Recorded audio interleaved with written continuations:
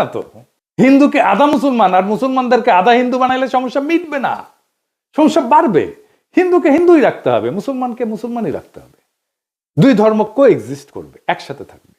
দুই ধর্মের world view বা বিশ্ব দেখার দৃষ্টিভঙ্গি কিভাবে আলাদা আর একটু গভীরে যায় বুঝি, সবার একটু মনে থাকবে। তাইলে একেবারে উদাহরণ দিয়া খেয়াল রাখবেন, আমি ভালো বা খারাপ বলতেছি না, কিন্তু বলতেছি আলাদা, দুইটা আলাদা। ধরেন প্রশ্নটা হইতেছে যে দুনিয়াটা কি আসলে, দুনিয়াটাকে এক না বহু? এডিটর সাহেব এটা উপরে লেখেন, দুনিয়াটা এক না বহু। এখন হিন্দু বিশ্ব দৃষ্টিভঙ্গি এটাতে বলে দুনিয়াটা বহু স্তরের, অনেকগুলো স্তর, এটা চক্রাকারে চলমান, সৃষ্টি স্থিতি প্রলয় বারবার ঘটে। সময় ঘড়ির মতো না, সময় ঘড়ির মতো সরল রেখা যায় না, বরং চাকার মতো। মানে হিন্দু ধর্মে কিন্তু মৃত্যুর পরে আবার জন্ম আছে, জন্মান্তর আছে, আবার জন্ম নেয়।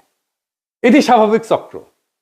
আজ যেটা হইতেছে সেটা আগে ঘটছে, একই জিনিস ভবিষ্যতেও ঘটবে, কারণ চক্রাকারে সময় চলে চক্রাকারে।